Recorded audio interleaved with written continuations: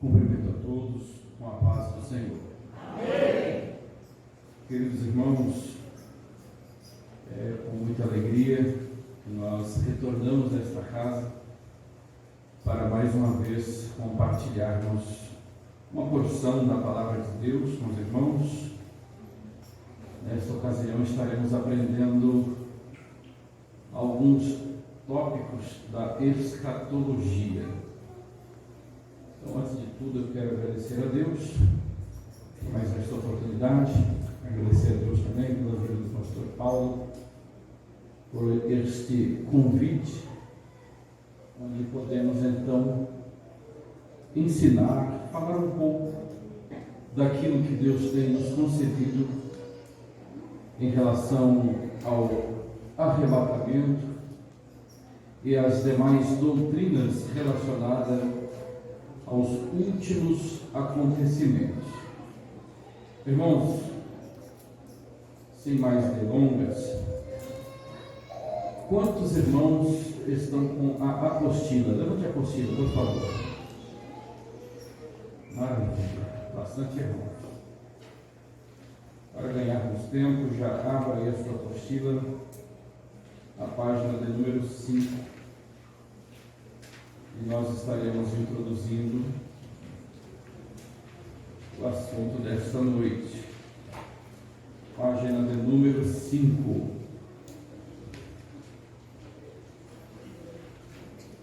Esta noite, irmãos, nós pretendemos falar sobre o arrebatamento, dando uma definição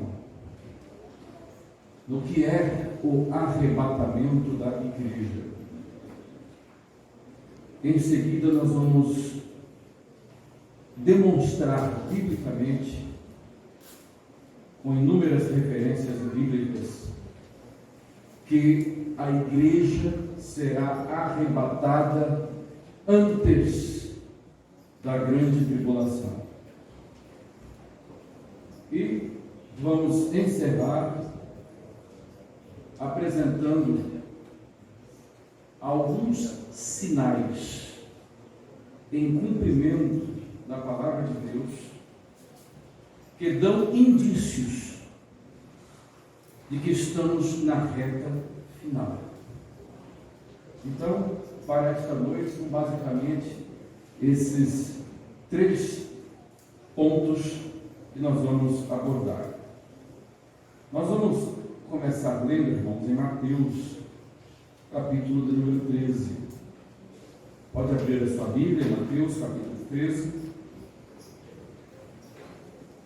Mas antes de nós lermos o texto introdutório, é muito importante que os irmãos fiquem com as suas Bíblias em mãos, porque à medida que nós formos fazendo as citações, nós vamos abrindo e lendo os versículos bíblicos. Mas antes de começar a leitura, para quem está aí com a apostila, na página 5, eu coloquei uma cronologia básica da doutrina do arrebatamento pré-tribulacionista. Você vai ver aí, ó, o cronograma pré-milenista pré-tribulacional. Número 1, Cristo arrebata a igreja a qualquer momento, sem avisos prévios. 2, inicia-se na terra o período de 7 anos de grande tribulação. Durante esses 7 anos de tribulação aqui, a igreja, nós estaremos nos céus e compareceremos perante o tribunal de Cristo, onde nós vamos receber os nossos galardões, as recompensas pelo serviço que prestamos a Cristo nesta terra. Número 4, tendo recebido os galardões, a igreja retornará com Cristo no final da grande tribulação, após os 7 anos, onde então Cristo resgatará Israel das garras do anticristo e estabelecerá o reino milenar. Número 5. Durante os 1000 anos, Satanás e suas hostes estarão presos. Todavia, Satanás será solto no final do reino milenar. E ali haverá então a última e final rebelião contra Deus. Onde então Jesus vai eliminar todos os rebeldes no final do reino milenar. E em seguida, está aí no ponto 6, segue-se o juízo final, o julgamento do trono branco. E 7, inicia-se o estado eterno, com novos céus e nova terra. Então, esses 7 pontos que eu marquei constituem o cronograma básico do pré-tribulacionismo. Amém, irmãos? Amém. Pois bem, agora nós vamos para Mateus, capítulo 13. E assim estaremos dando introdução propriamente dita. Nós vamos ler do verso 1 até a parte A do verso 3, e depois nós vamos ler o verso 10 e 11. Tendo Jesus saído de casa naquele dia, estava sentado junto ao mar, e ajuntou-se muita gente ao pé dele, de sorte que, entrando no barco, se assentou. E toda a multidão estava em pé na praia. E falou-lhe de muitas coisas por parábolas. Verso 10. E acercando-se dele os discípulos, disseram-lhe: por que lhes falas por parábolas? Ele, respondendo, disse-lhes: porque a vós é dado conhecer os mistérios do reino dos céus, mas a eles não lhes é dado. Jesus Cristo começa a ensinar de um barco, juntamente com os seus discípulos, no mar, na praia. E ele começa a falar sobre os mistérios do reino dos céus. E começa a falar por parábolas. Em contexto escatológico, nós podemos entender aqui o mar como uma referência aos povos, às multidões, o mundo propriamente dito. A embarcação aqui nós podemos entender como sendo a igreja, em que Cristo é o comandante, o capitão, e os discípulos estão juntamente com Cristo. À medida que Cristo começa a falar dos mistérios de Deus por parábolas, os discípulos interrogam ele dizendo: por que lhes fala por parábolas? E Jesus vai responder, verso 11: porque a vós é dado conhecer os mistérios do reino dos céus. A eles, aos que estão fora da embarcação, não lhes é dado o entendimento dos mistérios pertencentes ao nosso Deus. Nós somos a igreja. Nós estamos na embarcação com Cristo. Então, os mistérios do reino dos céus não é revelado para o mundo, são revelados para nós. Eu e você estamos dentro do barco com Jesus. Aprouve ao nosso Deus revelar a nós parte de seu plano escatológico, aquilo que diz respeito ao futuro. Preste atenção que quando nós falamos de arrebatamento, ou que profecias bíblicas estão se cumprindo, as pessoas que estão fora dessa embarcação, eles fazem pouco caso. Eles não simplesmente não compreendem, mas eles desprezam.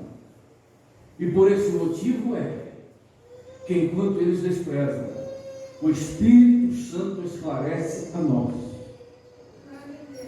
as coisas de Deus.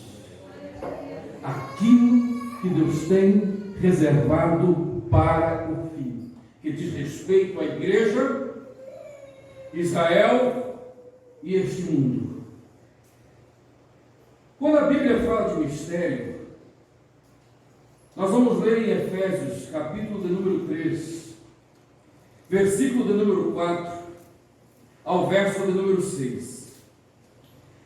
Pelo que, quando ledes, podeis perceber a minha compreensão do mistério de Cristo, o qual noutros séculos não foi manifestado aos filhos dos homens, como agora tem sido revelado pelo Espírito aos seus santos apóstolos e profetas, a saber que os gentios são co-herdeiros de um mesmo corpo e participante da promessa em Cristo pelo Evangelho. Aqui nós temos uma definição bíblica do que é um mistério, conforme a palavra de Deus assim nos revela. Paulo aqui está apresentando um mistério que é o corpo de Cristo, onde judeu e gentio formam uma unidade, onde não há barreira de separação. Agora o que nos chama a atenção é que ele define no verso 5 o que caracteriza um mistério, o qual em outros séculos não foi manifestado aos filhos dos homens. Um mistério é uma verdade doutrinária que faz parte dos propósitos eternos de Deus. Todavia, esta verdade doutrinária não foi manifesta nos séculos passados, antes do advento de Cristo. Uma verdade doutrinária não revelada na dispensação da lei, não revelada no Antigo Testamento. Mistério é uma doutrina bíblica que você não encontra nas páginas do Antigo Testamento. Agora abra comigo na primeira epístola de Paulo aos Coríntios, capítulo 15, verso de número 51. Eis que vos digo um mistério. Na verdade, nem todos dormiremos, mas todos seremos transformados no momento, no abrir e fechar de olhos, ante a última trombeta, porque a trombeta soará e os mortos ressuscitarão incorruptíveis, e nós seremos transformados. Se um mistério é uma verdade não revelada às gerações passadas, não revelada nas páginas do Antigo Testamento, a doutrina do arrebatamento da igreja não foi revelada no Antigo Testamento. Esse é um ponto crucial para entendermos a distinção essencial e básica entre arrebatamento da igreja e a segunda vinda de Cristo. Cristo virá outra vez para arrebatar a igreja, mas ele virá uma segunda vez para esta terra, onde não haverá arrebatamento.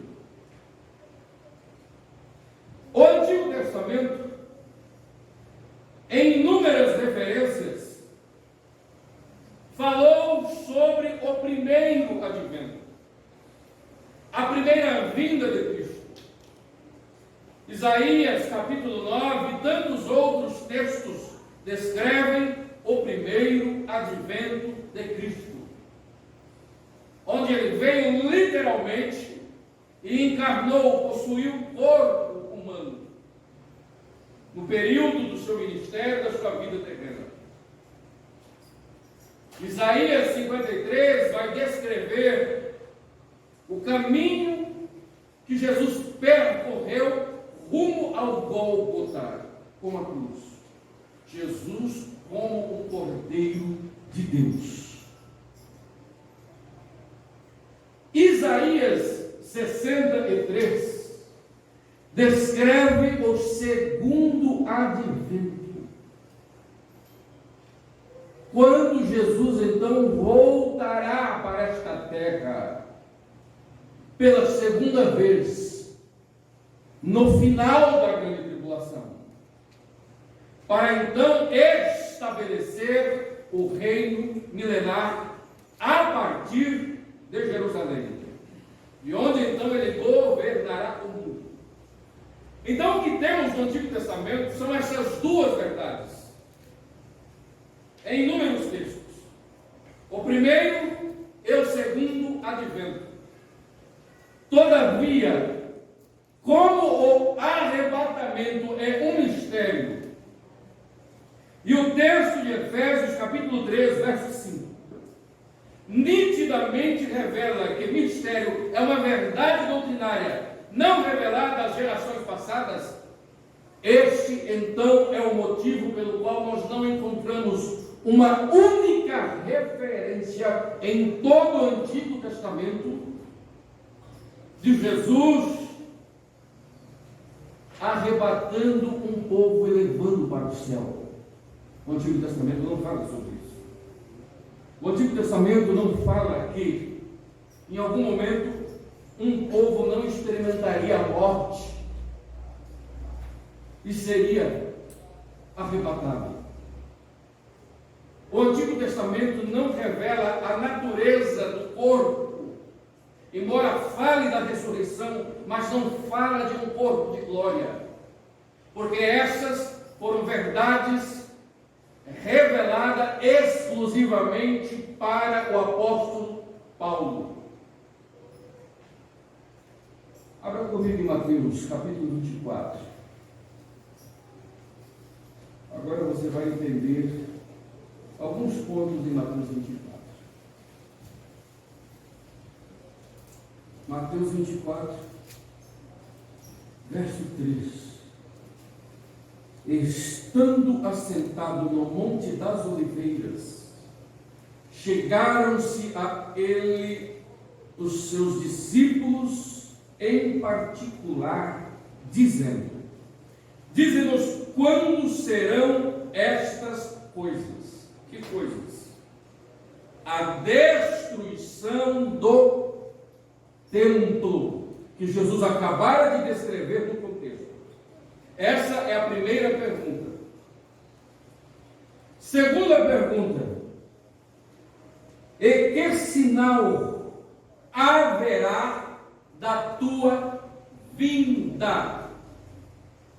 É uma terceira pergunta: e do fim do mundo? Então eles querem saber quando o templo em Jerusalém seria destruído. Eles querem saber sobre sinais do fim do mundo, do fim da era. E a segunda pergunta que nos interessa aqui: sinais da vinda de Jesus. Jesus vai começar a descrever aqui alguns sinais que todos nós conhecemos. E olha o que ele diz. Respondendo Jesus, disse-lhes: acautelai-vos, que ninguém vos engane, porque muitos virão em meu nome dizendo: eu sou Cristo. Enganarão a muitos. Ouvireis de guerras e de rumores de guerras. Olhai, não vos assusteis, porque é mister que isso tudo aconteça, mas ainda não é fim. Portanto, se levantará nação contra nação, reino contra reino, e haverá fomes, pestes, terremotos em vários lugares. Mas todas essas coisas são o princípio das dores. Jesus começa a dar sinais que precedem a vinda dele. Jesus começa a dizer o que vai acontecer momentos antes dele retornar. Agora preste atenção, a pergunta dos discípulos foi: que sinal haverá da tua vinda? Que vinda é essa que os discípulos estão perguntando sobre os sinais? O arrebatamento da igreja? Os discípulos estão aqui perguntando para Jesus os sinais que vão ocorrer no mundo antes da igreja ser arrebatada. O que nós acabamos de aprender? Que o arrebatamento não foi revelado nas páginas do Antigo Testamento. O arrebatamento, de forma sistematizada e detalhada, foi revelado para Paulo 20 anos após a ascensão de Cristo aos céus. Até esse momento, Jesus nada ensinou sobre arrebatamento para os seus discípulos. Então, esses sinais da vinda de Jesus, esta vinda que os discípulos têm em mente, não é o arrebatamento da igreja. Eles querem saber os sinais que precedem e que antecederão a segunda vinda de Cristo para esta terra. Então Jesus começa a descrever sinais que ocorrerão durante a grande tribulação. Não são sinais que ocorrerão antes do arrebatamento, mas sinais que ocorrerão após o arrebatamento, com o início da grande tribulação. Sinais que precedem a vinda dele a esta terra, para estabelecer o reino milenar. Os discípulos, percebendo que ele não restauraria o reino a Israel no seu primeiro advento, e que isso só ocorreria em um segundo advento, quando então Cristo voltasse novamente, eles perguntam sobre os sinais que antecedem essa vinda. Amém, irmãos? Aí você pode estar se perguntando: bom, mas esses sinais aqui, guerras, rumores de guerra, terremotos, e nós vemos tantas coisas acontecendo. É verdade, irmãos. Mas essas coisas que estão acontecendo hoje, de forma acentuada assim, não são estas coisas descritas aqui por Jesus. Porque o que Jesus descreve aqui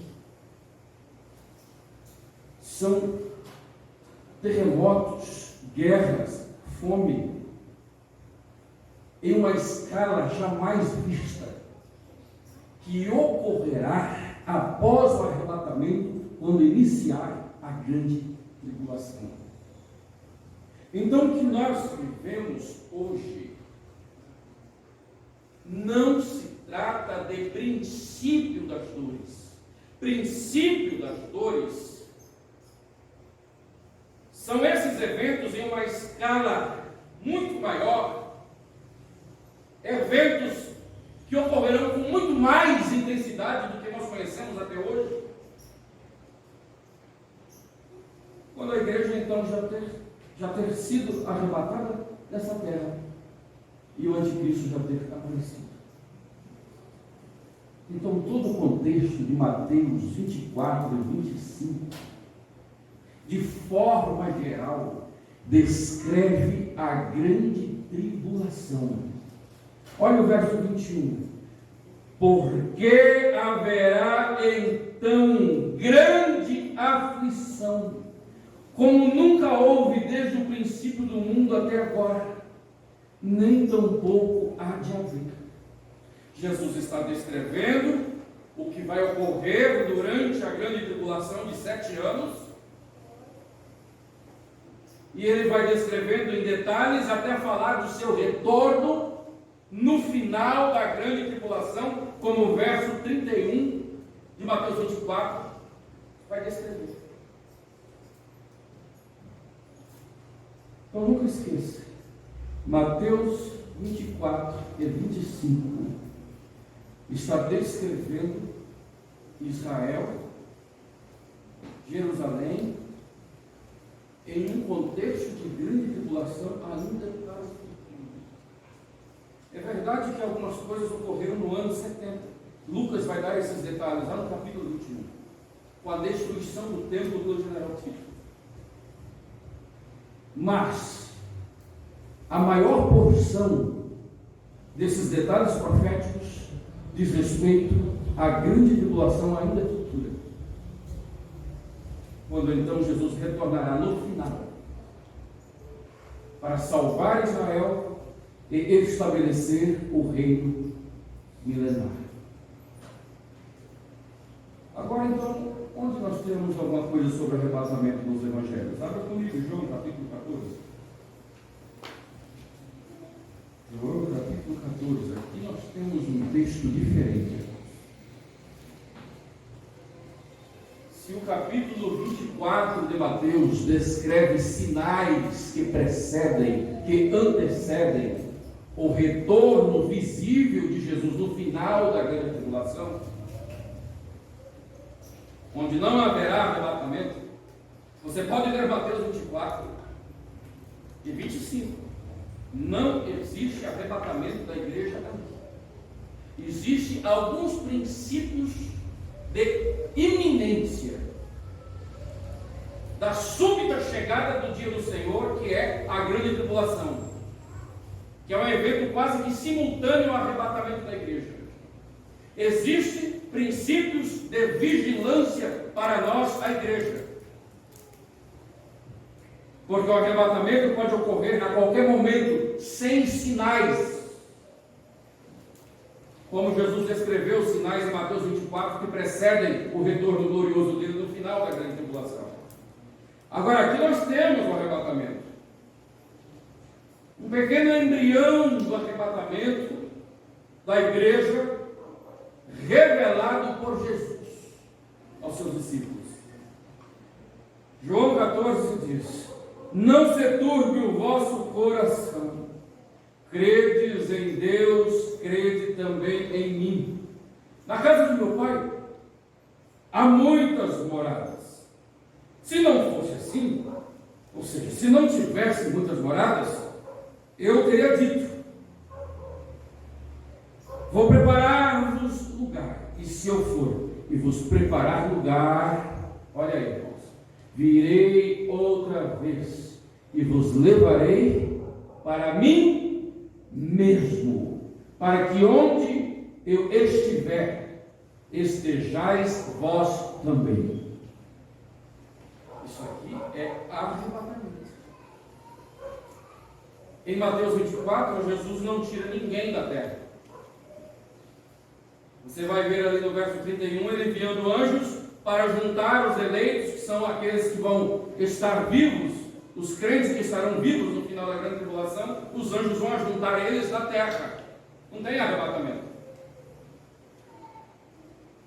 Lá em Mateus 25 tem uns sinais que precedem essa vinda de Jesus, quando então ele vai enviar anjos para juntar os sobreviventes salvos da grande tribulação. Agora aqui que Jesus está descrevendo o evento onde ele vem e busca a igreja da terra e leva a igreja para o céu, que é a casa do Pai. Um ponto observável é que ele não descreve sinal algum. Aqui você não vê Jesus Cristo falando de sinais, eventos que ocorrerão antes dele vir e levar os seus discípulos, a sua igreja, para essas moradas que há na casa do Pai. O porquê que Jesus não descreve sinais aqui, como ele descreveu lá em Mateus 24? Porque aqui é o arrebatamento. Aqui é Jesus levando a sua igreja, a sua noiva para o céu. Pode ocorrer a qualquer momento. A qualquer momento. Aleluia! E é extraordinário que ele diz: vos levarei para mim mesmo, para que onde eu estiver, estejais vós também. Jesus é o agente ativo. Ele não vai terceirizar o arrebatamento para anjos, como ocorrerá no final da grande tribulação, que ele vai enviar anjos para reunir os salvos vivos. Aqui não, aqui é ele mesmo. E olha o que ele diz: para que onde eu estiver, sejais vós também. Jesus não vai nos levar para os céus e vai nos largar lá, vai nos deixar lá. Ele vai estar juntamente comigo e com você. Quem aqui já foi em uma festa, convidado por alguém, onde você conhece somente a pessoa que te convidou? É quando chega lá, a pessoa vai dar atenção para os outros convidados, e você fica sozinho. Não é ruim? Não dá vontade de vir embora? Você vê um monte de gente que você não conhece, e o anfitrião, o dono da festa, está para lá e para cá, como é que você está? Sem saber direito como funcionam as coisas. Não é desagradável? Jesus está dizendo que quando ele vier nos buscar para essas moradas na casa do Pai, ele estará conosco em todos os lugares. Ele vai andar comigo e com você lá. Vai nos apresentar tudo que tem preparado para nós. Ele não vai nos deixar a sós. Ele quer ter esse prazer. Igual alguém que tem um bem, um imóvel, e tem aquela alegria de mostrar para os seus convidados de sua casa, nos mínimos detalhes.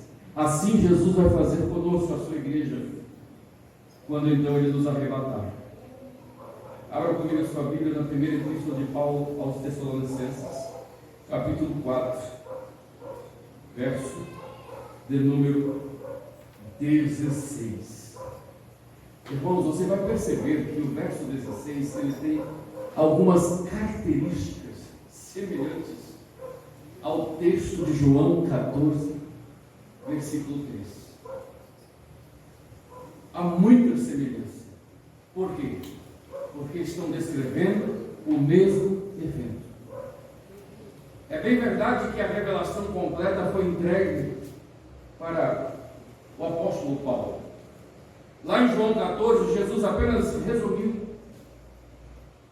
de forma simples e objetiva de que ele viria para levar seu povo para morar no céu. Agora aqui nós temos mais alguns detalhes. Verso 16, capítulo 4, primeira epístola de Paulo aos Tessalonicenses.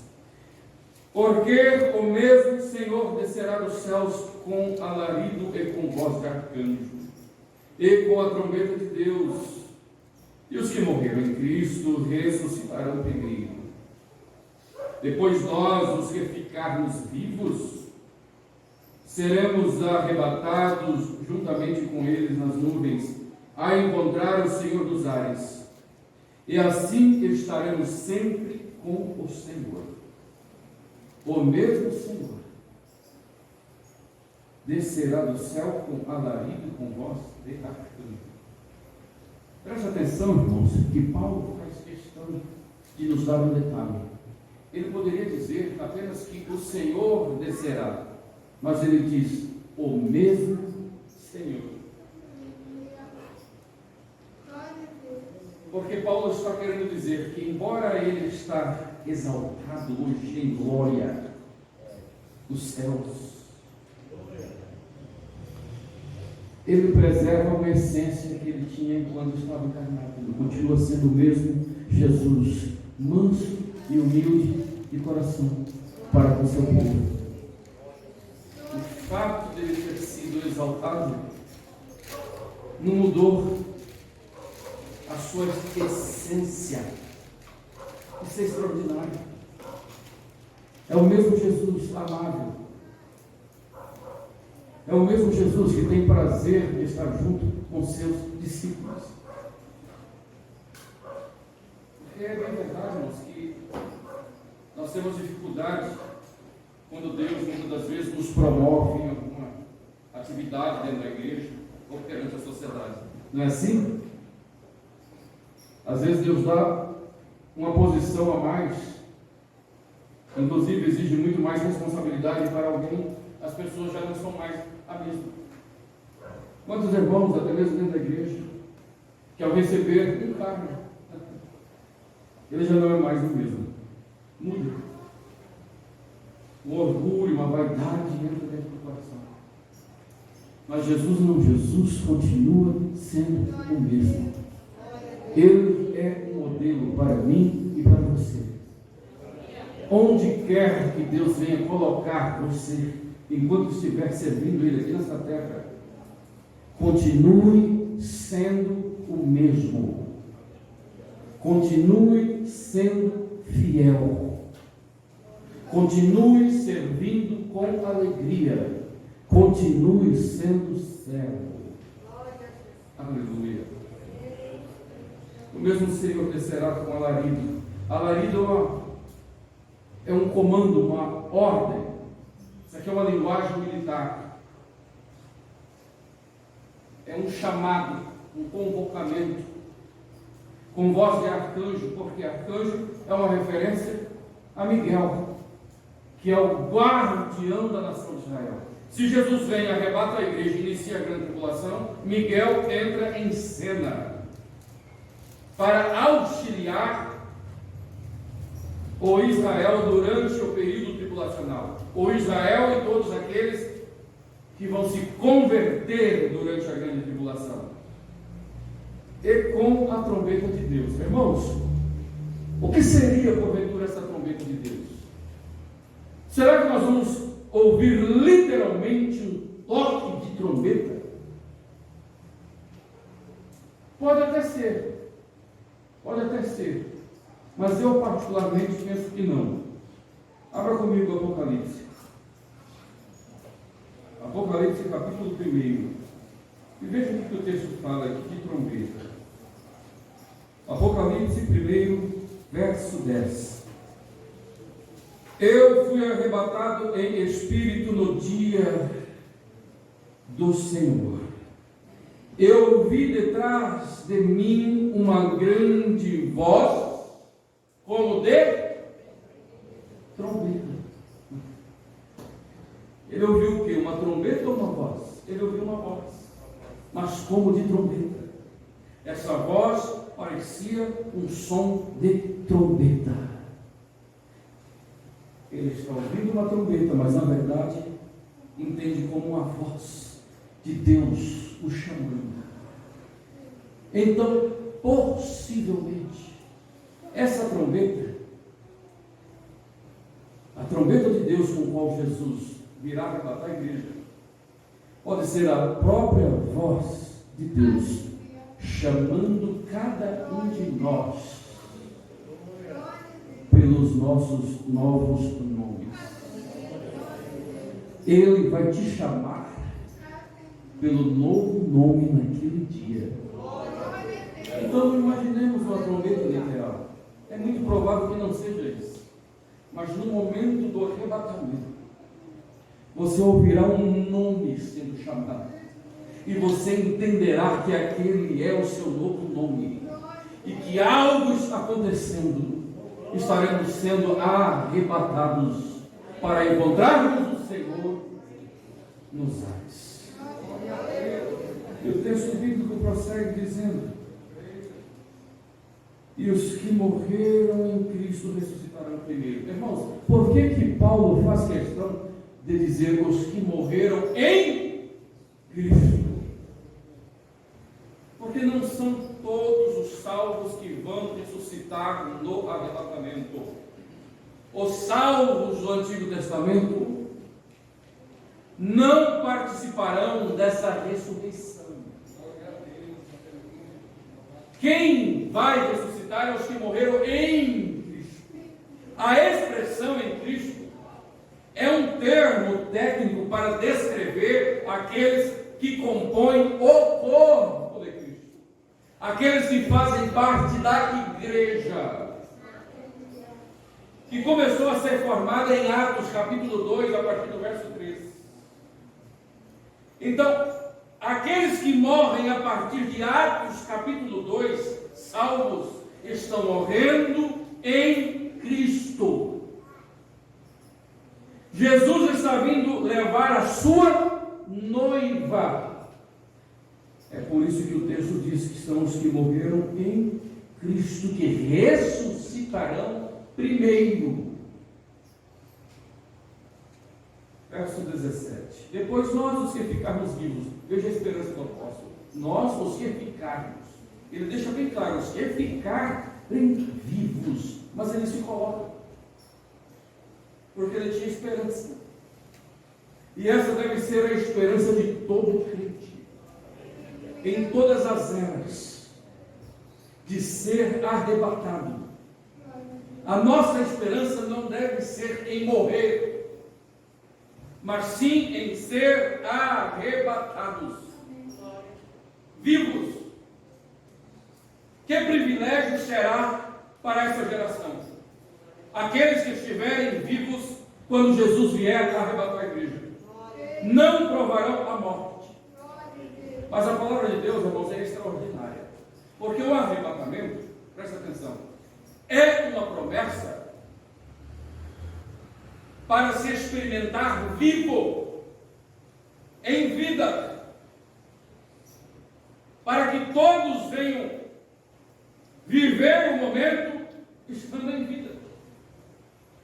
E Deus é tão extraordinário que, para cumprir essa promessa, em que todos têm que estar vivos, Ele primeiramente ressuscita todos que morreram para cumprir sua promessa.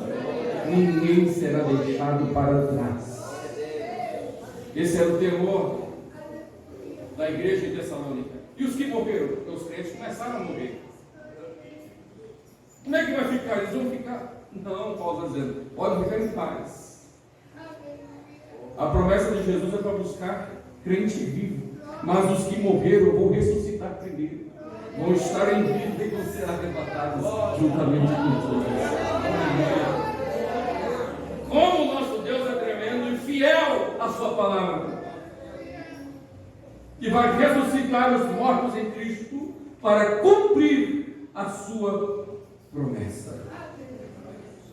E nós que ficarmos vivos seremos arrebatados juntamente com eles nas nuvens a encontrar o Senhor nos ares. Assim estaremos sempre com o Senhor. Igual João 14,3. Para que onde eu estiver estejais vós também. Aqui diz: e assim estaremos sempre com o Senhor. Aleluia. Agora, irmãos, veio uma questão crucial. Esse arrebatamento será depois da grande tribulação ou será antes? A declaração de fé das Assembleias de Deus, a nossa confissão, crê e prega que o arrebatamento será antes da grande tribulação, será antes do aparecimento do anticristo. E nós vamos ver agora alguns textos bíblicos que descrevem que a igreja não passará pela grande tribulação. comigo na sua Bíblia, na primeira epístola mesmo de Paulo aos Tessalonicenses, o capítulo 1, versículo de número 10. A esperar dos céus a seu Filho, a quem ressuscitou dos mortos, a saber, Jesus, que nos livra da ira futura. Aqui. Agora, o que é essa ira futura? Abra de novo lá, capítulo 5, versículo 9.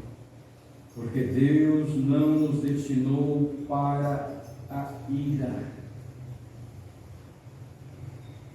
Capítulo 5, versículo 2. Porque vós mesmos sabeis muito bem que o dia do Senhor virá como o ladrão de noite. O dia do Senhor virá de forma súbita, iminente, inesperada. Um ladrão emite avisos quando ele vai vir? Não. Da mesma forma, a chegada do dia do Senhor virá e pegará todos de surpresa. E nós já vamos ver que o dia do Senhor, o dia da ira para o qual não fomos destinados, é a grande tribulação. São termos, são expressões que descrevem a grande tribulação. Verso 3. Pois que quando disserem a paz e segurança, então lhes sobrevirá a repentina destruição, como as dores de parto, aquela que está grávida, de modo nenhum escaparão. Perceba que a mesma expressão que Jesus usou em Mateus 24, lá no verso 8, quando ele descreve os sinais iniciais da grande tribulação, ele fala que é o princípio das dores. Abra comigo a sua Bíblia em Isaías, para você ver que realmente o dia do Senhor, o período da ira, é uma referência à grande tribulação, o período de aflição, descrito por Jesus em Mateus 24. Isaías capítulo 2, versículo de número 10. Isaías capítulo 2, versículo 10. Aqui, irmãos, nós vamos ler alguns textos onde você vai ver claramente a Bíblia definindo. Isso aqui, irmão, é crucial para você entender que a igreja não está destinada a encarar o anticristo e os juízos que serão derramados da grande tribulação. Grande tribulação essa que a Bíblia descreve também com o termo o dia do Senhor e o dia da ira ou a ira. Verso 10, Isaías capítulo 2: vai, entra nas rochas, esconde-te no pó da presença espantosa do Senhor e da glória da sua majestade. Os olhos altivos dos homens serão abatidos, e a altivez dos varões será humilhada, e só o Senhor será exaltado naquele dia. Porque o dia do Senhor dos exércitos será contra todo o soberbo e altivo, e contra todo o que se exalta, para que seja abatido. Abra aí Isaías capítulo 13, versículo 9. Isaías 13, 9. Eis que o dia do Senhor vem, horrendo, com furor e ira ardente, para pôr a terra em assolação e destruir os pecadores dela. Porque as estrelas dos céus, seus astros, deixarão de brilhar e dar a sua luz. O sol se escurecerá ao nascer, e a lua não fará resplandecer a sua luz. E visitarei sobre o mundo a maldade, e sobre os ímpios a sua iniquidade, e farei cessar a arrogância dos atrevidos e abaterei a soberba dos tiranos. Verso 12: farei com que um homem seja mais precioso do que o ouro puro, e mais raro do que ouro fino de um fio. Preste atenção, irmãos, o verso 13: pelo que farei estremecer os céus, e a terra se moverá do seu lugar, por causa do furor do Senhor dos exércitos, por causa do dia da sua ardente ira. Então, o dia do Senhor, o dia da ira, é um período de juízos que serão derramados sobre essa terra. É um momento em que Deus vai tratar com Israel. Abra Jeremias, capítulo 30, versículo de número 7.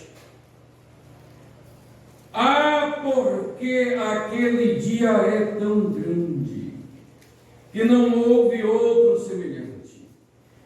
É o tempo da angústia para Jacó.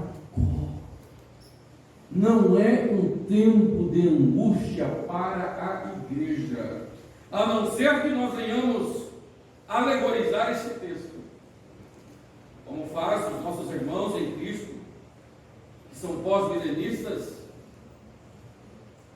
e preteristas, que trabalham com método de interpretação alegórica, onde eles veem Israel no Antigo Testamento para a igreja. Aí pronto, aí bagunçou tudo. Jacó aqui é Israel, é a nação de Israel. É o tempo de angústia para Jacó. Ele, porém, será livrado dela no final da grande tribulação.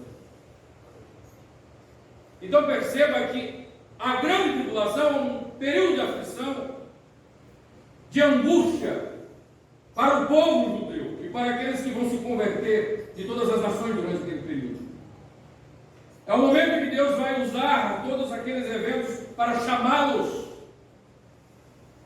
e ao mesmo tempo vai usar os eventos, juízos, para julgar, punir, castigar os ímpios, aqueles que não temem a Deus. Última referência provando que o dia da ira, o dia do Senhor, é a grande tribulação. Abra comigo a sua Bíblia em Sofonias, capítulo 1. Temos aqui outra passagem forte, verso 7 e o verso 15. Cala-te diante do Senhor Jeová, porque o dia do Senhor está perto, porque o Senhor preparou o sacrifício e santificou os seus convidados. Verso 15. Aquele dia é um dia de indignação, dia de angústia e de ânsia, dia de alvoroço e de desolação, dia de trevas e de escuridão, dia de nuvens e de densas trevas. Ficou claro, irmãos, que o dia do Senhor, o dia da ira, é um período de julgamento, é um período de angústia, de tribulação? Não é isso que esses textos que nós lemos na apostila, quem estiver com a apostila tem mais referência, mas não é isso o que esses textos, de forma clara e cristalina, revelam? Que o dia do Senhor, o dia da ira, é um período de trevas, um período de angústia para Jacó, um período de juízo sobre este mundo ímpio e perverso. Isso é o dia do Senhor. A expressão o dia do Senhor tem este significado claro nas Escrituras Sagradas. Agora voltemos para Tessalonicenses, capítulo 5, verso 9 diz: porque Deus não nos destinou para a ira. Então Deus não nos destinou para a grande tribulação. O dia do Senhor O dia da ira é a grande tribulação. Deus não nos destinou para tal dia. Capítulo 2, de 2 aos Tessalonicenses. Esse texto é maravilhoso. Maravilhoso. E é interessante, presta atenção. Aqueles irmãos, aquelas pessoas, como por exemplo em algumas denominações, como presbiterianos e alguns batistas, que creem que a igreja vai passar a grande tribulação na terra, eles gostam de usar esse texto bíblico para dizer que antes do arrebatamento, antes da igreja ser arrebatada, o anticristo tem que aparecer. E logo então a igreja vai passar a grande tribulação. Mas vamos ver se esse texto diz isso. Capítulo 2, segunda epístola de Paulo aos Tessalonicenses. Ora, irmãos, rogamos-vos pela vinda de nosso Senhor Jesus Cristo e pela nossa reunião com Ele. A vinda de Jesus e nossa reunião com Ele. Paulo vai trazer uma verdade e ele apela aos irmãos para que creiam nessa verdade, e esse apelo ele usa como base o arrebatamento. A vinda de Jesus e nossa reunião com Ele.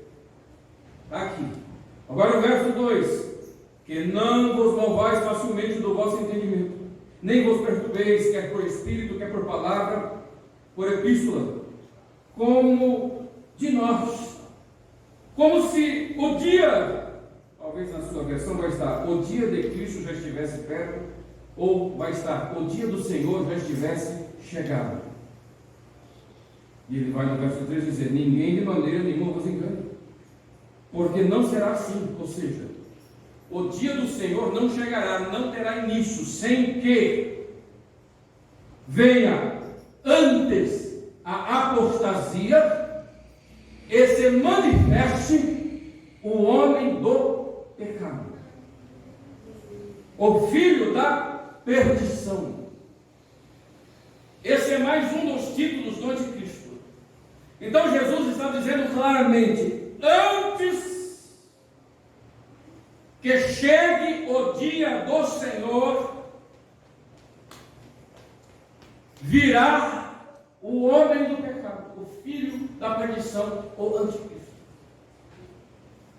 A apostasia, o anticristo, e aí o dia do Senhor.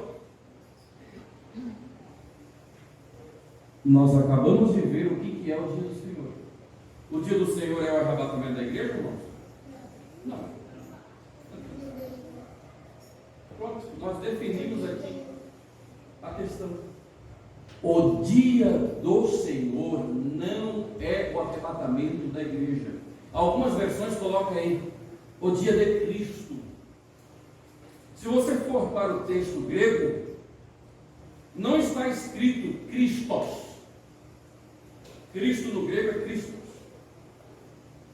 Está aqui Curios, que é Senhor.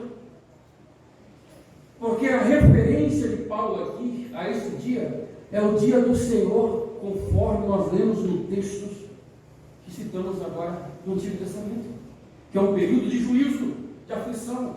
Qual era o problema da igreja de Tessalônica? Alguns mestres hereges enviaram uma carta para a igreja de Tessalônica que estava passando por aflições, por perseguições. Você vai ver Paulo descrevendo isso no capítulo 1. Então a igreja de Tessalônica estava passando por tribulações, porque todo o período da história da igreja houve tribulações, nós passamos por tribulações. Em algumas regiões, tribulações mais intensas ou menos, mas a igreja sempre passou por tribulações. Agora, o dia do Senhor, o dia da ira, a grande tribulação, é um período distinto, singular, único, como Jesus mesmo disse, como nunca houve e nem tampouco haverá. Não tem nada a ver com as tribulações gerais que acontecem no dia a dia, na vida do crente, desde que há igreja na face da terra. A grande tribulação é uma tribulação ímpar, singular, única, algo intenso, extremamente intenso e global, universal. E esses crentes estavam passando pelas tribulações, perseguições. E aí alguém escreve uma carta com o nome de Paulo e diz a eles: essas tribulações aí é o dia do Senhor, conforme descrito no Antigo Testamento. E conforme o próprio Paulo descreveu na primeira epístola, no capítulo 5, versos 2 e 3, o próprio Paulo definiu o dia do Senhor como um período de repentina destruição. Então quer dizer que na teologia paulina, na escatologia de Paulo, o dia do Senhor tem o mesmo significado que tinha no Antigo Testamento: período de derramamento de juízo, período de destruição. O dia do Senhor não é arrebatamento da igreja. E esses mestres aqui estavam dizendo para esse povo: que vocês estão vivendo aí é a grande tribulação. Começou o dia do Senhor. Então nós temos aqui a heresia pós-tribulacionista, de que a igreja, os crentes, iriam passar pela grande tribulação, já nos dias de Paulo. É por isso que então Paulo escreve essa segunda epístola, para corrigir esse erro. E ele deixa bem claro: ninguém vos engane, o dia do Senhor, o dia da ira, a grande tribulação, o período de juízo, não começará, não chegará, não terá início, sem que haja uma apostasia e apareça o anticristo. Então, para finalizarmos aqui, o anticristo vai aparecer antes do início da grande tribulação, onde ele vai estabelecer um acordo de paz, 7 anos, com Israel e as nações. O anticristo não tem que aparecer antes do arrebatamento, é antes da grande tribulação e, consequentemente, após o arrebatamento da igreja. Por quê? Porque o dia do Senhor é um período de juízo. Eu creio que ficou bem claro, né, para os irmãos?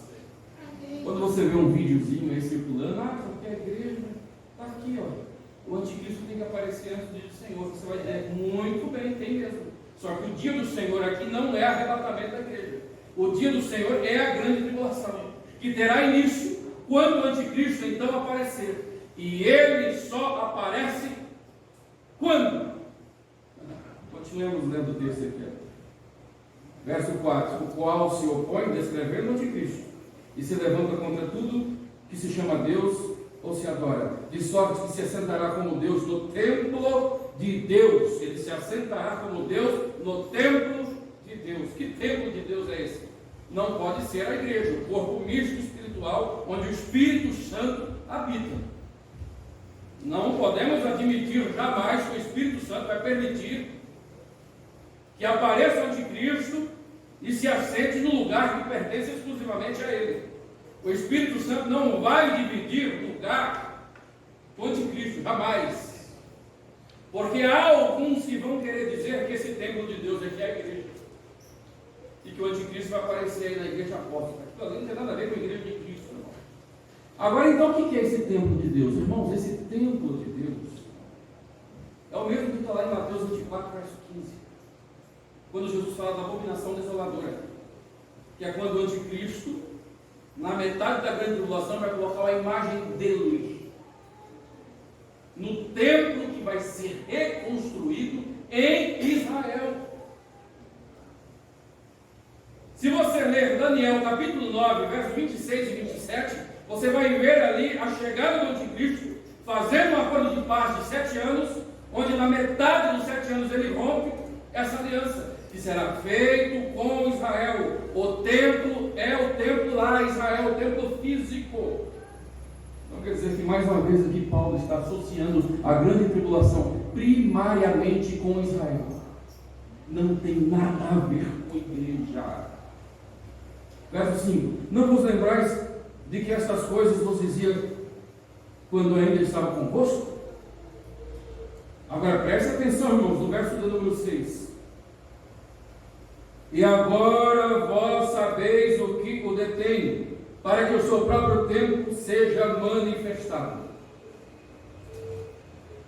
Então tem que vir uma apostasia, o anticristo tem que se manifestar, para que então o dia do Senhor, a grande tribulação, tenha início. Ok? Mas Paulo está dizendo que há algo detendo, impedindo a manifestação do anticristo.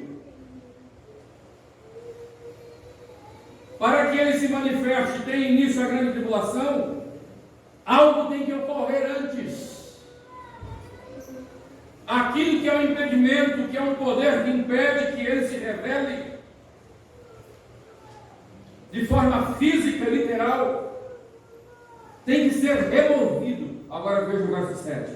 Porque já o mistério da injustiça opera, e somente há um que agora resiste, até que do meio seja tirado. Então será revelado o iníquo. Paulo está escrevendo: olha, o que vocês estão vivendo não é a grande tribulação, não é o dia do Senhor. Primeiro tem que aparecer o anticristo. Mas para que o anticristo se manifeste, algo precisa ser removido. Há um poder que impede a manifestação do anticristo, para que o dia do Senhor, a grande tribulação, tenha início. E o que é, irmãos, que impede? Você sabe o que é que impede? A manifestação do anticristo. Aqui, irmão, não é a lei judaica, não é o governo, os governos terrenos, como alguns querem dizer. Que absurdo! Imagine que a lei do judeu, imagine que governos terrenos, que na verdade estão aí a serviço de Satanás, vão impedir a manifestação do anticristo?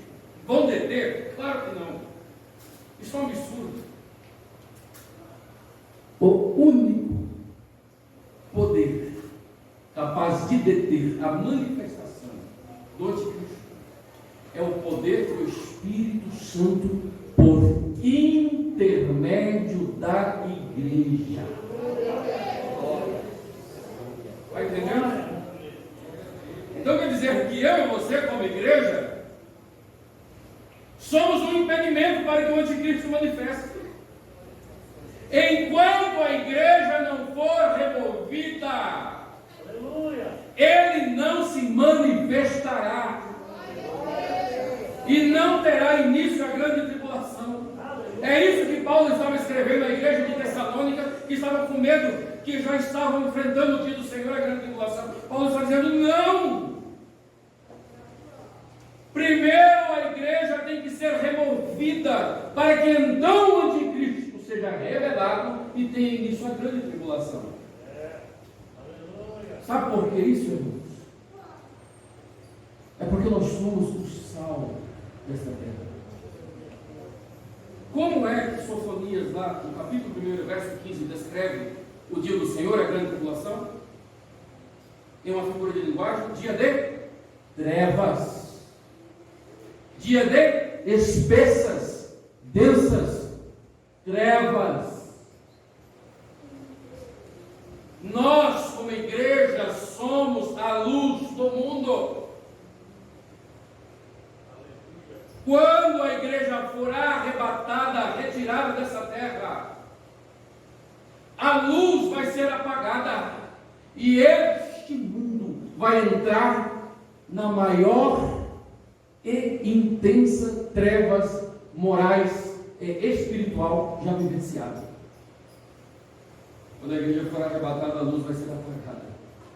É isso que hoje você já vê eles querendo formular através de leis.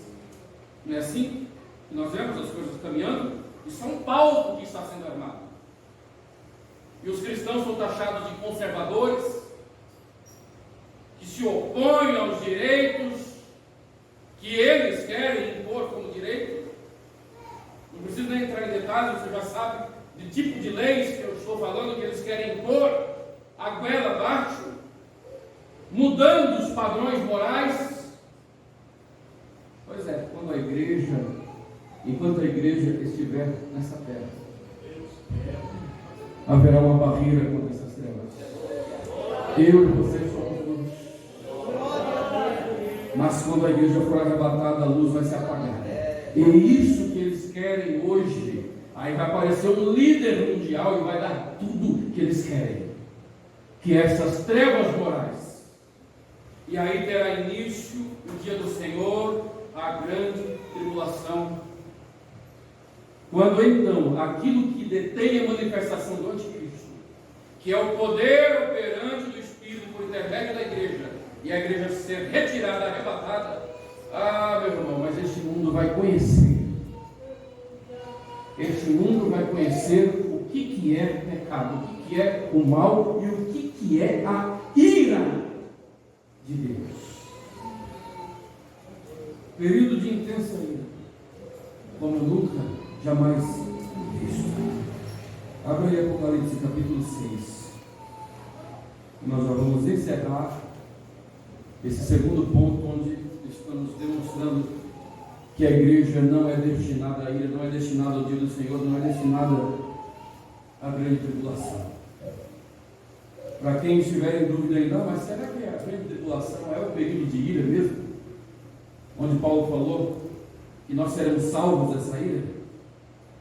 Capítulo 6, versículo 16 de Apocalipse. E diziam aos montes e aos rochedos: cai sobre nós e escondei-nos do rosto daquele que está sentado sobre o trono e da ira do Cordeiro.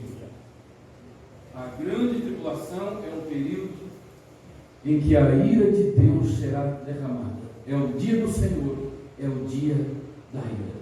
Será um período de tamanhas trevas, de tamanha aflição, como Jesus disse lá em Mateus 24, que os homens vão desejar se esconder nas cavernas e nas rochas. Eles vão se esconder do rosto de Deus.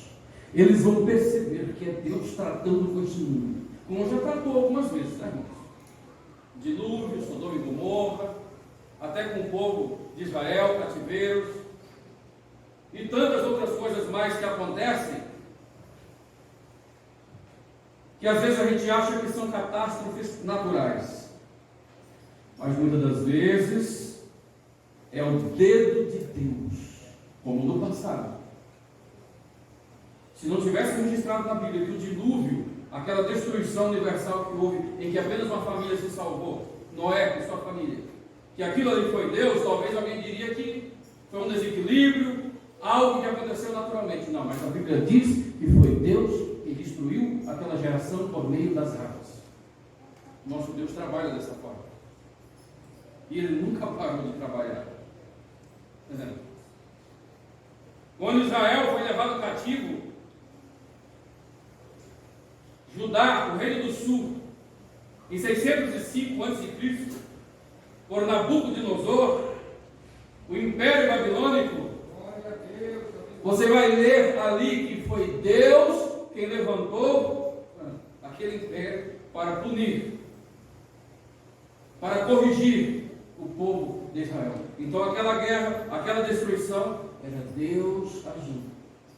Então nós vemos muitas coisas, irmãos, acontecendo hoje, que a gente pensa, mas foi um acidente lá, um vírus escapou por acaso, como se Deus tivesse desapercebido lá no céu e as coisas acontecessem por acaso aqui embaixo. Que bobagem, irmãos.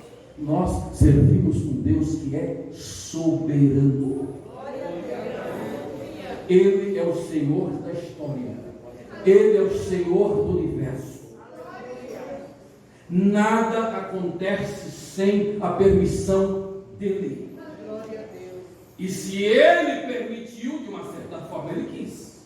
Ainda que ele não foi o agente ativo, foi o passivo, mas foi sob o consentimento dele. Há muitas catástrofes, pragas, pestes, guerras,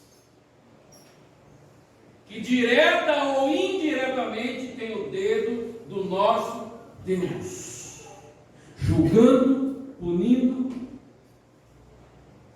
e castigando a quem ele acha que devem ser castigados. Se você ler o Antigo Testamento, você vai ver claramente. E o nosso Deus continua trabalhando atento a tudo que acontece. Queridos, agora para finalizarmos, o último tópico para esta noite é: se o arrebatamento pode ocorrer a qualquer momento,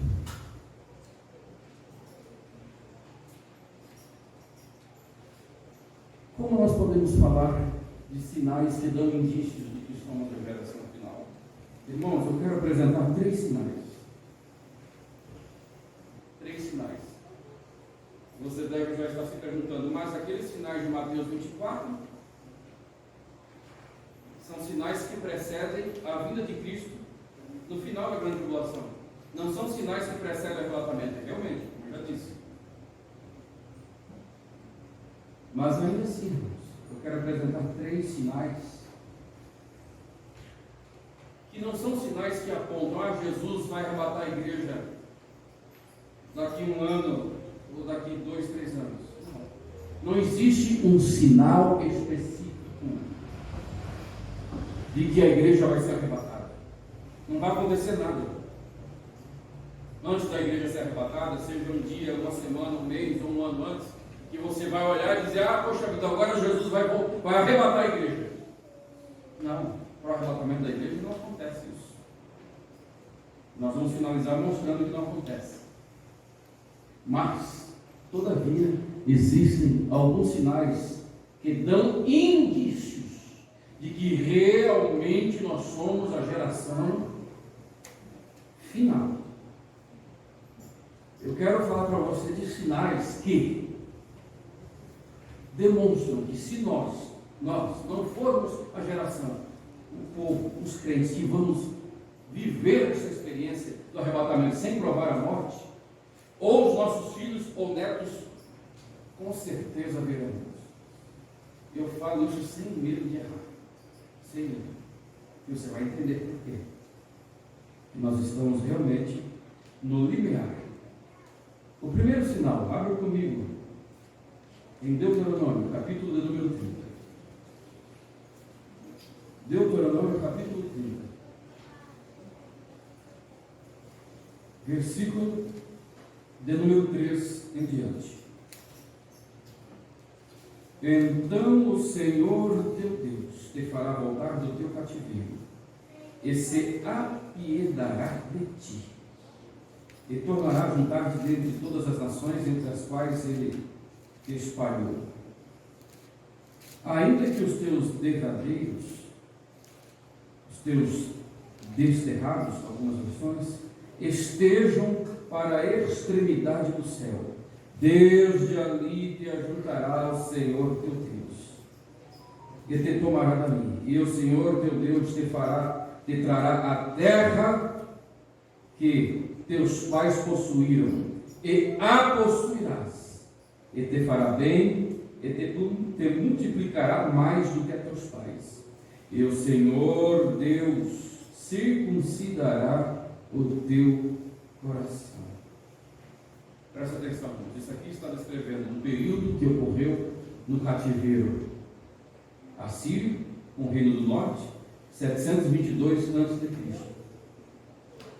Está descrevendo um período do cativeiro do reino do sul, Judá, no ano 605 a.C., onde eles foram levados cativos.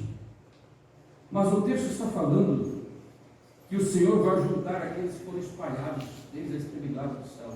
Nos cativeiros eles não foram espalhados. Aqui está falando de um outro momento em que eles foram espalhados.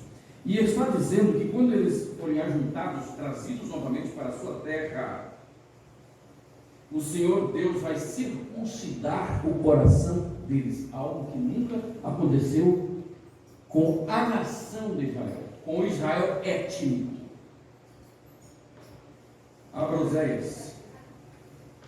Abra comigo Oséias, capítulo de número 3. E nós temos aqui outro texto extraordinário. Oséias, capítulo 3, versículo de número 4. Olha o que diz, irmãos. Oséias capítulo 3, versículo 4. É basicamente o mesmo assunto que foi dito por Moisés lá em Deuteronômio capítulo 30. Porque os filhos de Israel ficarão por muitos dias sem rei, sem príncipe, sem sacrifício, sem estátua, sem éfode ou terafim. Agora presta atenção. Israel ficou sem rei, ficou sem sacrifício, somente depois do ano 70 da era cristã. Ou seja, 40 anos após a ascensão de Cristo, quando o general Tito, filho do imperador Vespasiano, invade Jerusalém e saqueia e destrói o templo. Então eles ficam sem o éfode. Isso aqui é uma referência ao ministério sacerdotal. Eles perdem o templo. E até hoje eles não têm o templo. Eles não têm onde oferecer sacrifício. E a partir dali eles foram espalhados por todas as nações. Conforme disse lá, Deuteronômio 30, versículos 4 e 5. Agora, preste atenção no verso 5 aqui. Depois tornaram os filhos de Israel e buscaram ao Senhor, seu Deus. Depois tornarão, depois de quê? Depois de serem espalhados, depois de não terem tempo, depois de não terem sacrifício, eles voltarão, conforme disse Deuteronômio, e tantas outras promessas, tantos outros textos do Antigo Testamento que fala do ajuntamento final de Israel. Irmãos, Israel retornou à sua terra em 1948, depois de quase 2000 anos de dispersão. Agora preste atenção. Os sociólogos dizem que, com base em fatos históricos, é impossível um povo, uma raça, uma etnia sobreviver a 500 anos de dispersão. Explicando melhor, se um país perde uma guerra e é expulso de sua terra e é espalhado, segundo os sociólogos, em 500 anos, se eles não retornarem para a sua terra, eles vão perder a sua identidade, a sua cultura, as suas características, e já não existirão mais como nação. Por quê? Porque nenhuma outra nação sobreviveu sequer a 500 anos. Israel sobreviveu a quase 2000 anos de dispersão. Agora pergunto por quê? Porque há inúmeras promessas bíblicas concernentes àquele povo. Deus foi quem os preservou para cumprir a sua palavra. Nisso nós vemos a veracidade das Escrituras Sagradas e a fidelidade de Deus para com as suas promessas. Nisso nós vemos que Deus é fiel para cumprir aquilo que Ele promete. Aquilo que Ele promete para mim e para você, Ele é fiel para honrar com sua palavra. Passe o tempo que for, se foi Deus que falou contigo, vai se cumprir. No tempo determinado por Ele, Ele criará circunstâncias, ocasiões e cumprirá a sua promessa. Deus tem preservado esse povo durante 2000 anos de dispersão, e no período mais improvável, logo após a Segunda Guerra Mundial, onde praticamente esse povo foi exterminado na Alemanha, onde uma média de 6 milhões de judeus foram mortos. Ou seja, em um período mais crítico dessa dispersão de 2000 anos, de repente eles voltam para a terra. Só Deus mesmo para fazer isso. Isso é Deus mostrando o poder dele. Então, o retorno de Israel para a sua terra é o primeiro sinal que eu quero apresentar para você. de que nós estamos vivendo os tempos finais. Porque depois desse retorno, como o Deuteronômio vai dizer no verso 6, o coração será circuncidado. Olha o que diz o verso 5 do capítulo 3 de Oséias: depois tornarão os filhos de Israel, buscarão o Senhor seu Deus e a Davi. Isso vai ser já na grande tribulação, depois do arrebatamento da igreja. Então quer dizer, primeiro eles voltam uma parte de Israel para a terra, porque não voltaram todos, por opção. E depois eles vão buscar a Davi. Não é o Davi lá, é o descendente de Davi, é Jesus, o Messias. Eles vão reconhecer o Messiado de Jesus, que é o Cristo, o Messias. Essa é a fidelidade, irmão, na palavra de Deus. Então, quando você olha para a nação de Israel, essa é uma evidência de que nós estamos vivendo nos tempos finais. Durante quase 2000 anos eles não tiveram direito de retornar à sua pátria. E agora retornaram por quê? Está chegando o tempo de Deus cumprir o restante das promessas, dos pactos que foram feitos com os pais, com Abraão, de que eles vão possuir toda a terra. E são promessas que vão se cumprir literalmente. Não são promessas que se cumprem espiritualmente hoje na vida da igreja. As dezenas, centenas de promessas que há no Antigo Testamento em relação à nação de Israel, o Israel étnico, vão se cumprir literalmente nessa terra. Assim como o primeiro advento de Cristo se cumpriu literalmente, e o segundo se cumprirá literalmente quando ele voltar já com a igreja no final da grande tribulação. Segundo ponto,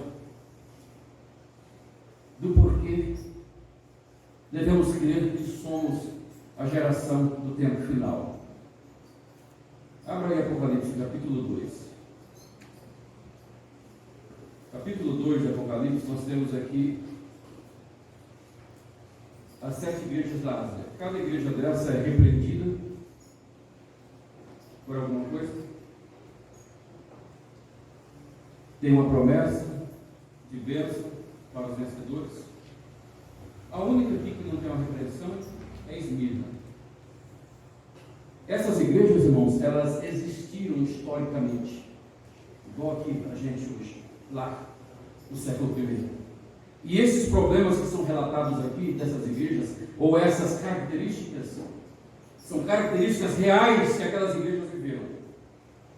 Porém, em uma interpretação historicista, ou seja, quando nós olhamos para a história do cristianismo, desde o primeiro século, nós vamos perceber que, em alguns períodos, predominou algumas características dessas igrejas, em uma ordem cronológica exata.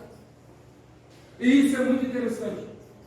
A primeira igreja, a igreja de Éfeso, a igreja que é convocada a voltar ao primeiro amor, historicamente, representou a igreja do primeiro século, a era apostólica, que vai até o ano 100, basicamente. A igreja de Esmirna, que era uma igreja perseguida. Quando você vai ver a história do cristianismo, o período de mais intensa perseguição é o período que abrange do ano 100 até o ano 312. Então, historicamente, o ano 100 até o ano 312, a característica que predominou foi a igreja de Esmirna. Perseguição, martírio.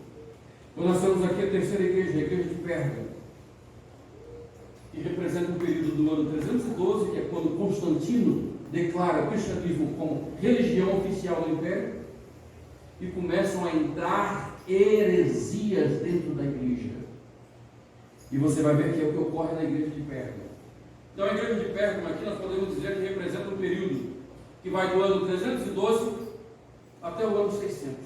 Depois nós temos aqui uma quarta igreja, que é a igreja de Tiatira, onde a idolatria entra de vez na igreja. E se você estudar a história do cristianismo, você vai ver que a partir do ano 600 até o ano 800 foi um período mais intenso de doutrinas heréticas que foram entrando dentro da igreja. Aí depois nós temos aqui a quinta igreja, a quinta carta, a igreja de Sardes. E olha que interessante, Esse período aqui representa o período do ano 800 até 1517. E olha a característica dessa igreja, irmão, preste atenção. Tem nome de que vives e está morto. Essa é a igreja do ano 800 até o ano 1517. Uma igreja grande, com aparência de viva, grandes templos foram construídos, mas aqui está dizendo que é uma igreja morta.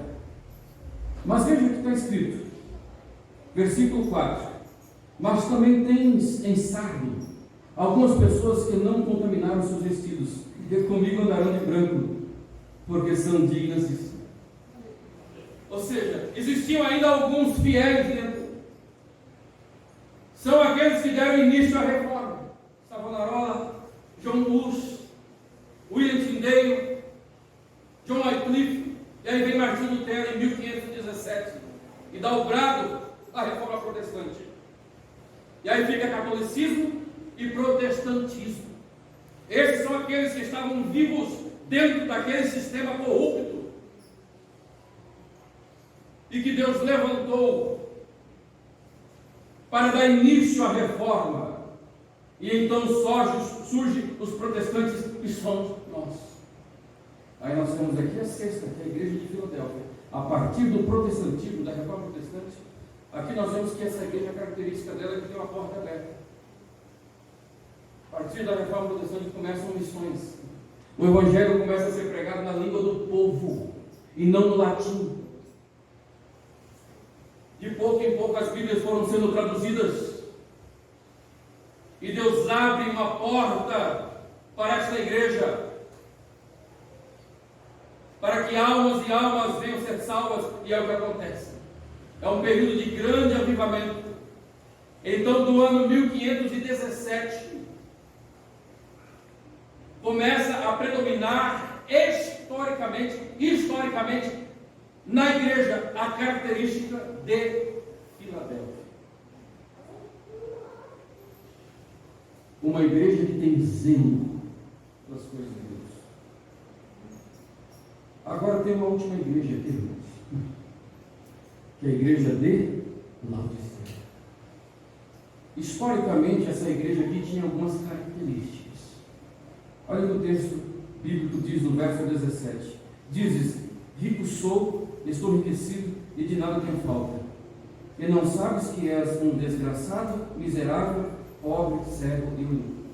Qual que é a característica da igreja de Laodiceia?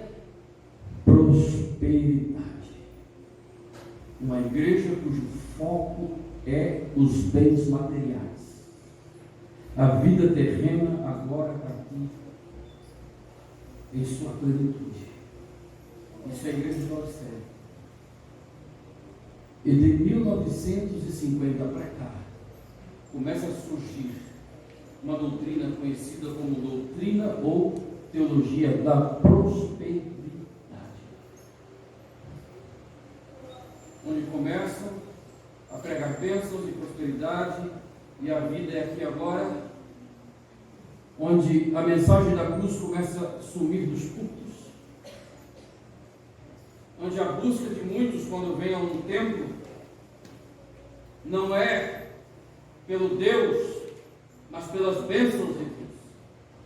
Porque é assim que muitas igrejas hoje estão pregando prosperidade e enganando o povo. Não se prega contra o pecado, não se prega o arrependimento, não se prega sobre o arrebatamento da igreja, só fala-se de chave de vitória e de que você vai ser exaltado, e o homem passa a ser o centro do universo. Isso é teologia da prosperidade. Uma igreja que só pensa em riqueza. É a característica que está começando a predominar no mundo. É bem verdade que em todos os períodos sempre houve em algumas regiões igrejas com a característica de Filadélfia, de Esmirna, como hoje tem. Na Ásia, no Oriente Médio, os crentes lá são martirizados. Mas o que está começando a predominar é a característica da igreja de Laodiceia. É verdade que existem igrejas com a característica, crentes que têm a característica de Filadélfia, igrejas e crentes zelosos por Deus, mas está começando a predominar no coração de muitos a característica da igreja de Laodiceia, que é: sou rico, tenho tudo, não tenho falta de nada, e Jesus está por lá de fora. Agora, aqui nessa ordem, Laodiceia é a última igreja, e é o que nós estamos vendo hoje predominar. No capítulo 4, verso 2 está escrito: e logo fui arrebatado em espírito, eis que um trono estava posto no céu. Logo depois da igreja de Laodiceia, João é arrebatado e Jesus começa a revelar os juízos da grande tribulação. Então, quando nós vemos hoje esse cenário da igreja a nível global, geral, que começam em muitas regiões predominar a característica da igreja de Laodiceia, que nessa ordem representa a última fase da igreja de Cristo, nós percebemos que somos a geração do tempo final. Mas agora, rapidamente, estamos encerrando. O último sinal, dos quais eu considero ser o mais forte de todos. Talvez você possa até achar que o primeiro, ou seja, o retorno de Israel, é um grande e forte sinal de que somos a geração final, de que Jesus pode arrebatar a igreja ainda nos nossos dias. Ou talvez você possa achar que essa característica da igreja de Laodiceia, cujo foco é a riqueza, que é o sinal mais forte de que realmente estamos nos tempos finais. Não tem problema nenhum, ou você pode até achar que é um outro sinal. Mas o que eu vou apresentar agora para os irmãos, eu creio que esse é um sinal que segue um padrão bíblico na economia divina, na forma de Deus trabalhar e administrar o universo e a sua criação. E é muito simples de entender esse padrão divino. Deus trabalhou 6 dias criando os céus e a terra. No 7º ele descansou. Lá em Êxodo, capítulo 20, verso 8, ele dá como mandamento, o 4, que os judeus viessem observar o sábado. Então eles trabalhariam 6 dias e descansariam o 7º. Trabalha 6, descansa o 7º. Agora abra comigo Levítico. Levítico capítulo 25. Versículo de número 3. 6 anos semearás a tua terra, e 6 anos podarás a tua vinha e colherás a sua novidade. Porém, ao 7º ano haverá sábado de descanso para a terra, um sábado para o Senhor. É um padrão divino. Trabalha 6 dias, o 7º é o descanso. Trabalhará 6 anos cultivando a terra. O 7º ano é descanso. Agora preste atenção. De Adão até Abraão, segundo a cronologia bíblica, uma margem aproximada, nós temos 2000 anos. De Adão, ou melhor, de Abraão até Jesus Cristo, nós temos mais uma margem de aproximadamente 2000 anos, totalizando 4000 anos. E de Cristo até hoje, nós temos mais 2000 anos, totalizando 6000 anos aproximadamente. Então, se você contar por uma cronologia bíblica, de Adão até hoje, são aproximadamente 6000 anos. 6000 anos de labor da raça humana nesta terra. Agora falta o 7º milênio, que é um período de descanso. E esse 7º milênio é o reino milenar, é o milênio, quando Cristo retornará no final da grande tribulação para estabelecer seu reino na terra, onde o diabo vai ser preso e a paz vai ser estabelecida nessa terra. E nós estamos no limiar da virada do 6º milênio. Não temos como saber com exatidão porque há erros nos calendários. Um erro com a margem de aproximadamente 100 anos. Tanto com a cronologia bíblica, como com o calendário gregoriano. O que eu quero dizer para você, irmãos, é que esse é um padrão divino. 6 dias, o 7º é descanso. 6.000 anos, o 7º milênio é descanso. É o reino milenar. E nós já estamos às vésperas dessa virada de milênio. Segundo a cronologia bíblica, mas nós temos um erro no calendário. Não quer dizer que 50, 100 anos aproximadamente. Não temos como dizer daqui 10 anos, ou daqui 60 anos, daqui um ano, jamais. Jamais. Mas nós sabemos, por esses pontos, e principalmente por esse, que nós estamos às vésperas. Nós somos a geração do tempo final. A igreja não vai ficar mais 300, 500 anos, 1000 anos, em hipótese alguma, senão quebraria esse padrão divino de sua administração no universo e na terra, de 6 e o 7º ao descanso. Isso jamais poderia ser quebrado. Então não tenho dúvida, por isso que eu disse que, se não for nós, pode ser os nossos filhos ou os nossos netos. Que em um raio de aproximadamente, no máximo, 100 anos, a igreja vai ser arrebatada. O anticristo vai ser revelado e o dia do Senhor terá início. Mas todavia nós temos esses sinais que dão indícios de que somos a geração do tempo final. A igreja vai ser arrebatada sem nenhum sinal específico. Não vai acontecer nada. Não vai acontecer nada. Nada.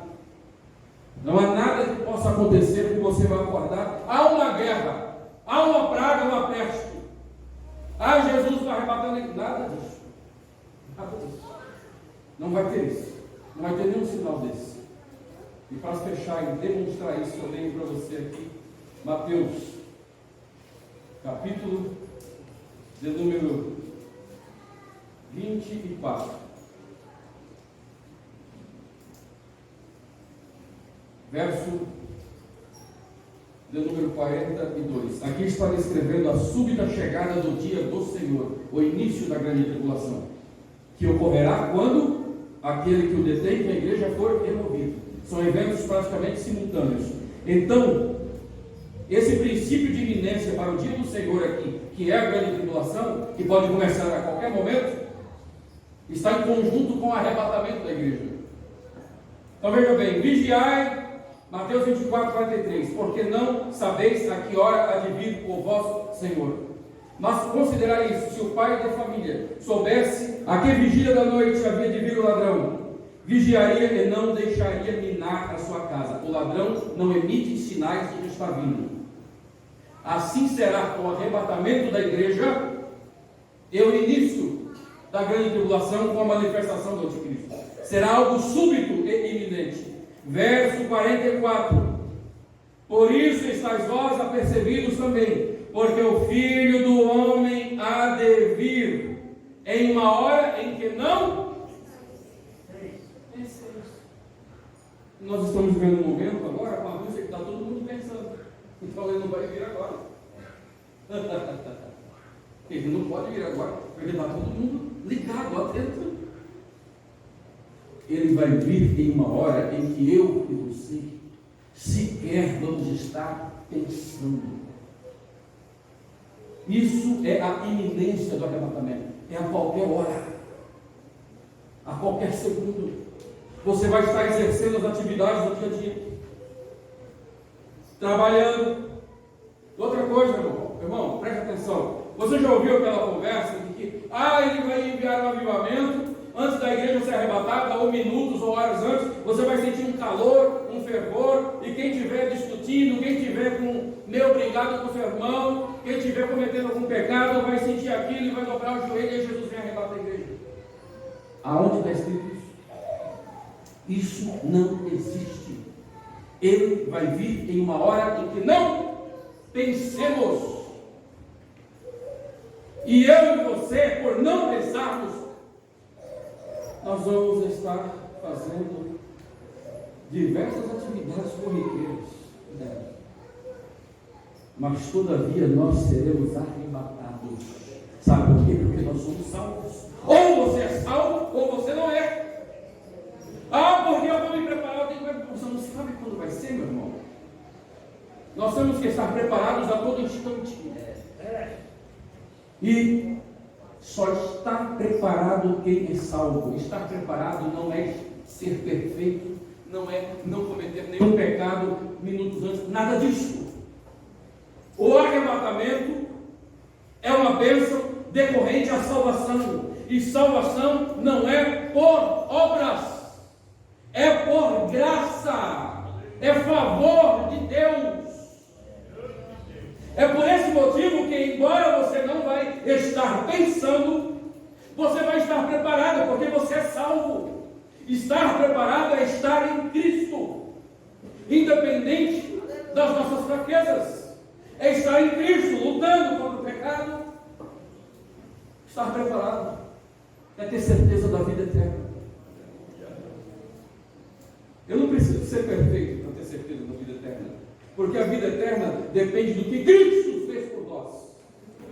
Ele nos salvou, Ele transformou e transforma a nossa vida no dia a dia, nos tornando semelhantes a Ele.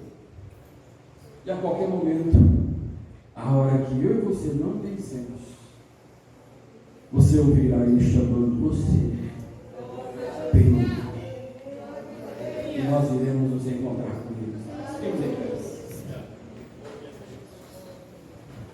Será o momento mais glorioso. Será uma experiência, irmãos, ímpar e singular. O arrebatamento da igreja será algo inigualável. Nós seremos surpreendidos por esse chamado. E encontraremos, juntamente com aqueles que morreram e ressuscitarão, nos encontraremos com Ele. E estaremos para sempre com o Senhor, onde Ele estiver. Amém? Ele virá a uma hora em que não penseis. Amém? Amém? Queridos, amanhã nós estaremos dando continuidade. Nós vamos falar sobre a aparição de Cristo, abertura dos primeiros selos, salvação durante a grande tribulação. Vamos falar alguma coisinha sobre trombetas, estrelas caindo. E já vamos falar também sobre a mulher e o dragão. E provavelmente também sobre o número da besta. E já vamos fechar com o retorno de Cristo no final da grande tribulação, já com a igreja. Para então no domingo nós falarmos sobre o reino milenário, falarmos sobre o julgamento do trono branco e encerrar a noite falando sobre o céu. Aquilo que nós vamos viver por toda a eternidade. Onde então nós vamos desfrutar dos nossos galardões. Que amanhã também nós vamos falar sobre os galardões. O que são os galardões? O que nós vamos fazer no céu por toda a eternidade? Olha, irmão, quando eu era criança, eu ouvi uma vez na igreja dizer que no céu nós iríamos passar a eternidade em uma nuvem e cantando Santo, Santo, Santo, Santo, Santo, Senhor. E eu era um menino de 6 anos, e eu já não era crente, né? Com 6 anos eu já não era crente, era assim. As pessoas, os crentes acham que os filhos ninguém nasce crente. Com 6, 7 anos eu já tinha a cabeça formada. E aí eu ouvi aquilo e falava, poxa, o céu vai ser um lugar muito chato. Passar a eternidade falando só santo, santo, santo. É bem verdade que ainda que fosse só isso, seria a coisa mais gloriosa da nossa vida. Mas todavia, no céu, nós vamos aprender tudo. Deus tem muito mais. Você não tem ideia do que será a eternidade, o que será esse novo céu, uma nova terra. Por que vai ter uma nova terra? Nações E você vai entender qual será a nossa participação como igreja nesse reino eterno de Cristo, que se estenderá para sempre, e nós estaremos com Ele. Amém? Vamos orar? Pai querido eterno, graças te damos, Senhor, por esta noite, onde tivemos o privilégio de aprendermos mais um pouco da Tua palavra. Que Tu venha nos despertar, Senhor, e que Tu venha trazer essa expectativa e esperança, como o próprio apóstolo Paulo tinha, de que ele possivelmente poderia ser arrebatado. Mas nós, de uma forma distinta, Pai, percebemos hoje que somos a geração do tempo final. Ajuda-nos, Senhor, a vivermos uma vida digna da Tua presença, para que no momento, Senhor, que soar a trombeta e que o nosso nome for colocado, nós venhamos subir nos ares ao encontro contigo. Deus, preserve a Tua igreja, nos guarda, Senhor, dos males dessa vida. Guarda-nos, Senhor, do pecado. Ajuda-nos, Senhor, a vivermos uma vida reta diante de Ti, porque para isto Tu nos salvaste, e para que o Teu nome seja glorificado. Deus, desperta-nos, Senhor, e abre-nos o entendimento para compreendermos essas verdades escatológicas no decorrer desses dias. É o que nós pedimos e agradecemos em nome de Jesus.